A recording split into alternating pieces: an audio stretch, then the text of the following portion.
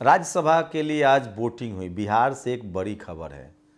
भले आरजेडी गठबंधन जिसमें बीएसपी, ओवैसी, आईपी गुप्ता और आरजेडी थी, वो हार गई है सारी सीटें।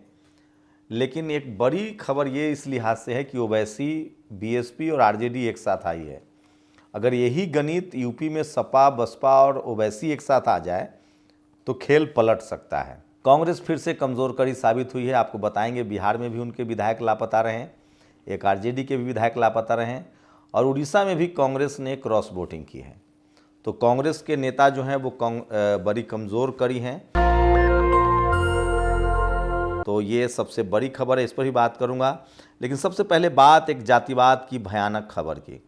जातिवाद की भयानक खबर जो है एक मेडिकल के छात्र के बारे में आया है और उस खबर को मैं चाहता हूं कि आपको बताऊं कि वो कितना दर्दनाक है, ये इस देश को जानना चाहिए। इसीलिए यूजीसी की गाइडलाइंस ज़रूरी है। मैं बार बार कह रहा हूं कि इस देश में जातिवाद की जड़ें कितनी गहरी हैं। आप हमारे एक्स हैंडल पर आके इस खबर को आप पढ़ सकते हैं। यूजीसी रेगुलेशन क्यों लागू करना चाहिए। राजकोट एम्स में एमबीबीएस फाइनल ईयर के छात्र रतन कुमार बेघवाल ने ट्रेन के सामने कूदकर अपनी जान दे दी थी। उसने 17 पन्नों का सुसाइड नोट भी छोड़ा था। उसने अपने नोट में अपनी मौत का जिम्मेदार अस्मित शर्मा और उसके 4 अन्य साथियों को ठहराया। यह लोग बहुत ज़्यादा प्रताड़ित करते हैं और बहुत ज़्यादा मानसिक उत्पीड़न करते थे। दलित छात्र राजस्थान के जैसलमेर के फलसुंड गांव के निवासी था। मनुवादियों, जातिवादियों ने से तंग आकर उन्होंने अपनी ज़िंदगी ख़त्म कर ली थी। ये सबसे खतरनाक खबर है और मैं फिर कह रहा हूँ कि इस तरह की खबरों पर देश में कोई बहस नहीं होती है, क्योंकि जिनके पास टीवी नहीं है, अखबार नहीं है, वो कैसे बहस करेंगे। ये बड़ी खबर है, लेकिन नेशनल दस्तक की कोशिश होती है कि इन तमाम खबरों को आप तक पहुँचाई जाए। ये सबसे बड़ी खबर है जातिवाद के लिहाज से। सोचिए कि एमबीबीएस का छात्र सुरक्षित नहीं है और इस देश में जब तक जातिवाद खत्म नहीं होगा तब तक इस तरह के खेल चलते रहेंगे।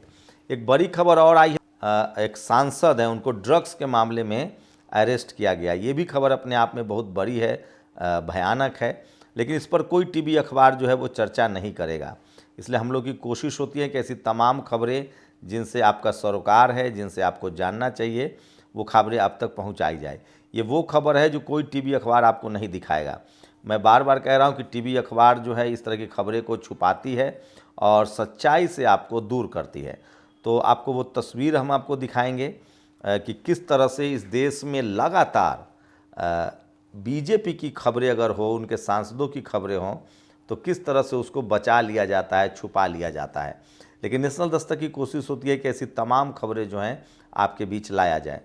यूपी की एक खबर है। सोचिए, स्थानीय लोगों का आरोप है कि पूर्व मंत्री राणा अजीत सिंह के गुंडे सुरेश यादव के घर पर मारपीट किए। 6 लोग घायल हैं जिन्हें लखनऊ रेफर किया गया है।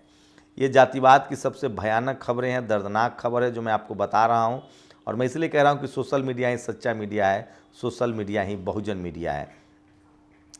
तो ये वो खबरें हैं जो आपको कोई और नहीं दिखाएगा। इसलिए हम लोग की कोशिश होती है कि इस तरह की तमाम खबरें जो हैं आपको दिखाया जाए। ड्रग्स लेने का उन पर आरोप लगा है, केस दर्ज हुआ है, गिरफ्तारी हुई है, वो भी बड़ी खबर है, लेकिन आज टीवी अखबार ने छुपा लिया। एनडीए का सांसद पुट्टा महेश कुमार जी ड्रग्स लेते पकड़े गए। पुट्टा जी एक फार्म हाउस पर पार्टी करने गए थे, तभी वहाँ पुलिस आ गई और पुट्टा जी धर लिए गए।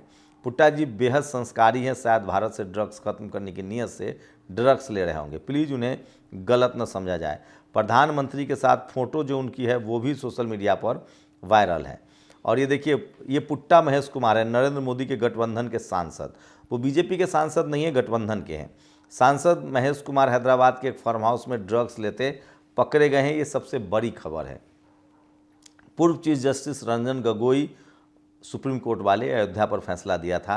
राज्यसभा का कार्यकाल खत्म हुआ, 6 साल में एक भी सवाल नहीं पूछा, मात्र एक बार डिबेट में हिस्सा लिया।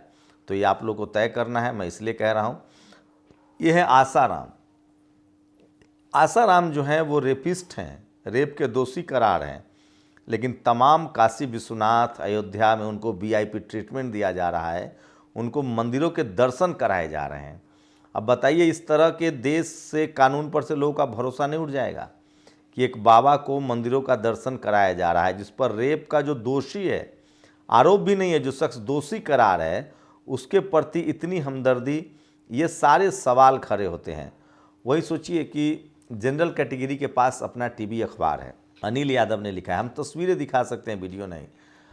यूजीसी को लेकर 5 लोग भी जमा हो जाते हैं तो सारे कैमरा चैनल्स वहाँ पहुँच जाते हैं, लेकिन यूजीसी के खिलाफ जो प्रोटेस्ट होते हैं वहाँ पहुँच जाए। यूजीसी के पक्ष में हजारों बहुजन सड़क पर उतरते हैं, कोई टीवी अखबार नहीं है। यही बात मुसलमानों के खिलाफ होता है। हिंदू मुस्लिम में सारे कैमरे पहुँच जाते हैं। उत्तम नगर में एक दलित हिंदू की हत्या हुई, पूरा देश जान गया, लेकिन रोज़ दलित समाज की हत्या होती है और आरोपी अगर जनरल का हो तो खामोशी और चुप्पी ओढ़ ली जाती है। यही महीन जातिवाद है जो मैं बहुजन समाज के लोगों को समझाने की कोशिश कर रहा हूँ। और देश भर में गैस को लेकर जो है वो लगातार मारामारी है, ये बड़ी खबर है। वहीं आरएसएस को लेकर एक बड़ी खबर है। अमेरिका की सरकारी संस्था ने ट्रंप सरकार से आरएसएस पर प्रतिबंध लगाने की सिफारिश की है। इस सरकारी संस्था का नाम है United state commission on international religious freedom. अपनी वार्षिक रिपोर्ट में इस संस्था ने कहा है आरएसएस पर लक्षित प्रतिबंध लगाए जाए। ये प्रतिबंध आरएसएस की संपत्ति जब्त करने और उसके सदस्यों को अमेरिका में एंट्री रोकने के जैसे हो सकते हैं। अमेरिका की संस्था का मानना है आरएसएस भारत में धार्मिक स्वतंत्रता के उल्लंघनों के लिए जिम्मेदार है। इस संस्था का काम अमेरिका के राष्ट्रपति, विदेश मंत्री और कांग्रेस को सलाह देना है कि क्या नीतियाँ बनानी चाहिए ताकि दुनिया में धर्म की आज़ादी बढ़े। ये सलाह कितनी अच्छी तरह लागू हो रही है उसकी भी जाँच होनी चाहिए। सोचिए इस पर भक्त क्या कहेंगे जो लगातार डोनाल्ड ट्रंप को के लिए हवन करते रहते हैं, पूजा पाठ करते रहते हैं। अभी भी ईरान और इजराइल अमेरिका युद्ध में वो डोनाल्ड ट्रंप के साथ खड़े हैं और वो कह रहा है कि आरएसएस को बैन कर दिया जाए। तो आप लोग की क्या प्रतिक्रिया है, अपनी प्रतिक्रिया जरूर दीजिए। तो ये तमाम बड़ी खबरें हैं, लेकिन मध्य प्रदेश के मुरैना में गैस सिलेंडर को लेकर लोगों ने काफ़ी परेशानी झेल रहे हैं। जगह जगह से आप तस्वीरें देखिए किस तरह से तस्वीरें सामने आ रही है जिसमें लोग नाले से गैस निकाल रहे हैं। प्रधानमंत्री का मजाक उड़ा रहे हैं। एक बार प्रधानमंत्री ने कहा था कि आप नाले से गैस निकाल सकते हैं, ये भी बड़ी खबर है। यूजीसी रेगुलेशन को तुरंत लागू किया जाना चाहिए। किस तरह से एक गुजरात के एससी समाज के युवक को मरने के लिए मजबूर किया गया। सुल्तानपुर में किस तरह से यादव समाज के घर एक यादव परिवार पर जातीय हिंसा हुई है, आरोपी है, ये बड़ी खबर है जो आप देख सकते हैं। वहीं अगर आप तमाम लोग वीडियोज़ बना रहे हैं कि नाले से कैसे गैस निकलता है, चूँकि एलपीजी की दिक्कत हो रही है, हर तरफ गैस सिलेंडर लेने वालों की कतार लगी है। वीडियो मुंबई के पनवेल की बताई जा रही है।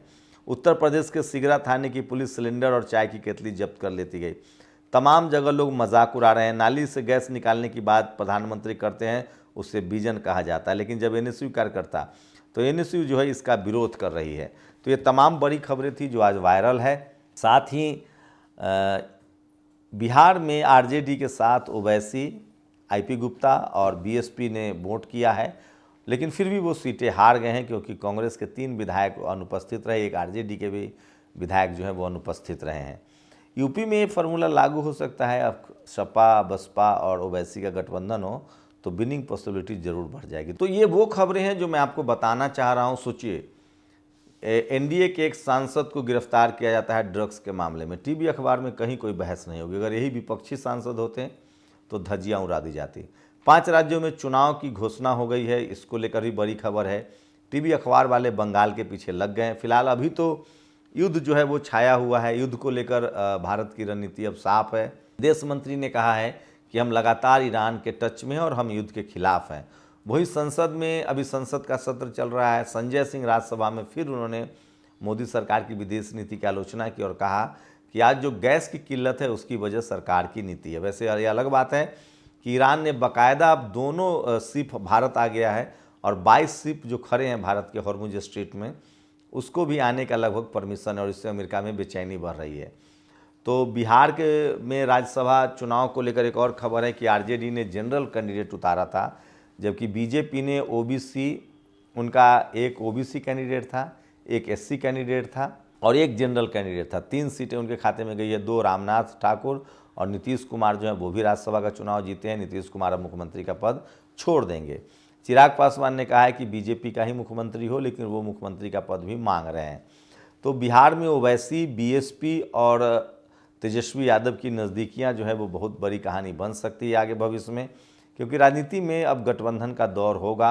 यूपी में भी इस तरह के अखिलेश यादव ने भी कल कई सवाल पर कहा कि वो बहुत इज्जत करते हैं तमाम बहुजन समाज के नेताओं का, खासकर मान्यवर साहब का और मायावती जी का।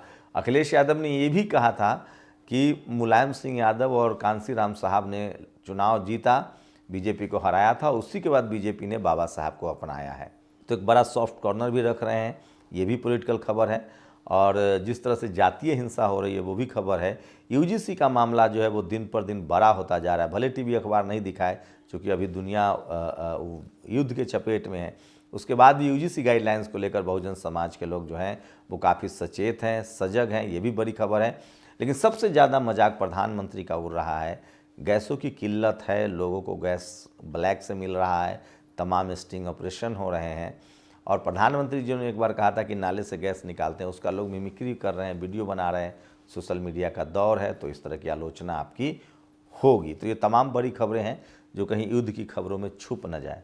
शुक्रिया। दस्तक की आपसे गुजारिश है कि अगर इसको बचाना चाहते हैं तो नेशनल दस्तक को सब्सक्राइब करने के लिए रेड कलर के सब्सक्राइब बटन को दबाएं, फिर बेल आइकन की घंटी दबाएं। नेशनल दस्तक को बचाने के लिए बहुत ज़रूरी है कि हर खबर को शेयर करें, लाइक करें, कमेंट जरूर करें।